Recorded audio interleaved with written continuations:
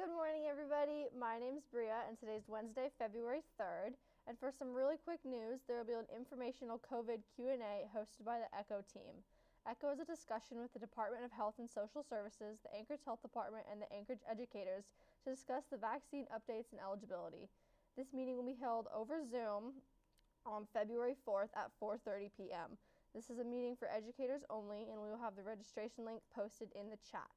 And now we're going to hand it over to Elliot. Hello, everybody. I'm here again, joined by our crew, my favorite crew, Peyton, Patrick, and Seth. Thank you guys for joining us. Dr. Johnson, hello. How are you doing this morning? Great, Elliot.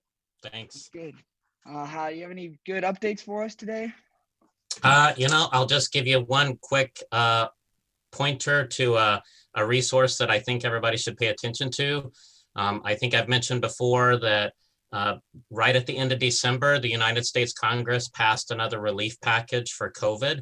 And so we've been working through all that to figure out how much each district in Alaska gets. And we posted that information on our website. There's a link that I think will be shared to that page. For you folks, Anchorage is getting in this second package about $50 million.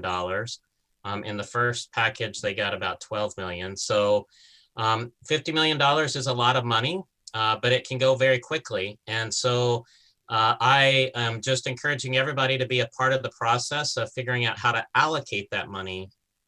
And by that, I mean, so now that there's $50 million available for the Anchorage School District, how best should we spend that money to benefit kids and to address the issues that have come from COVID? So lots of good things could be done with those dollars, and every single penny ought to count for kids, for students, for you guys. And so I just think that everybody should be part of that process. Your school board will be taking up recommendations on that. I know your administration, Dr. Bishop's working really, really hard to figure out best ways to spend that money and welcomes all kinds of ideas and suggestions. So you can, everybody should be a part of that, and especially students, because you've been the most impacted. And so you and your fellow students could think about ways that that money could benefit your learning and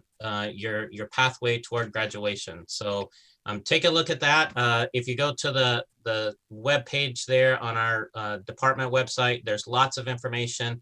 The money is very flexible, can be spent for lots of different things: summer school, extended school year, all sorts of things. And then, as you know, Mr. Butterfield and I are working with others to use some other resources to make sure that we expand opportunities and make up some of the things that have not happened during the school year. So thanks for letting me share that information. I hope you'll go to the website and learn more.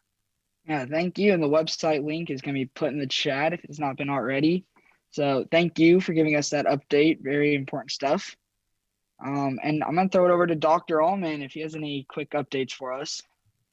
Sure. Good morning, everyone. I think I'll just expand a little bit on what Dr. Johnson said, and that's that last night, at least, ASD did the first reading of the budget. So if you're out there and interested in that, you should probably go check out the YouTube video. You can get it pretty quickly. I think all districts are facing the same thing, and that is just how to parse that money out.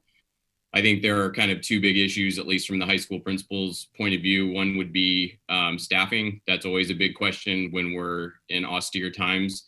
And then the other part, which certainly concerns students, is how do we recoup some of the learning and the activity that was lost in the last year moving forward? And I think that's a process that's not just going to be one-time summer school. It's going to go well into next year and maybe even into next summer, and we'll see that ripple. So I think in most districts, probably the money is going to be spent in those two areas to shore up both students and staff, because those are the two most vital groups for any school to operate. The other thing I think that is on the horizon and is garnering a lot of anticipation is the next wave of vaccines. Certainly teachers across the state, I think, would feel a lot more comfortable getting a vaccine before they return. I know some folks have already been back. That's certainly the case in ASD and other places. So that's good news if we can get more vaccine. It's just one more degree of safety once we get back into schools in larger numbers. Along with the vaccine, I think travel is a big question as well for everyone in the state. There's a large migration every year in February and March to warmer climates to kind of get through the rest of winter. This year, that's a little more complicated because coming back from out of state, of course, you've got to get tested when you land at the airport. And then there is a mandatory 5-day quarantine at this point. So districts are also going to have to figure out how they're going to open buildings and in what fashion after spring break. So assuming that many staff members will travel over spring break, it starts to get pretty difficult to cover that with subs if we don't do some kind of asynchronous or rather synchronous learning from home that first week back. So that's a decision that everyone has to make, and it really pertains to how we start school back up.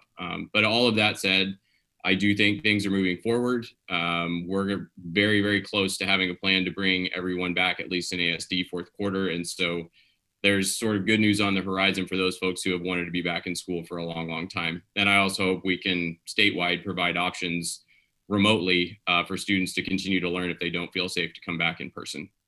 So that's it for me. Thank you, Dr. Almond. Now I'm going to hand it over to Bria to talk about movies. Thanks, Elliot.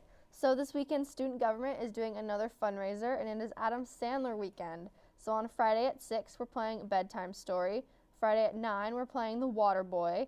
Saturday at 6 will be Grown Ups, and then Saturday at 9 is Happy Gilmore. So make sure to come out and help support Student Gov. They're doing a great job fundraising, so when we can have events, we have enough funds to make fun events. And you can get your tickets at popupdriveink.com, and tickets are $25. And we'll have the link to our movie getting website in the chat.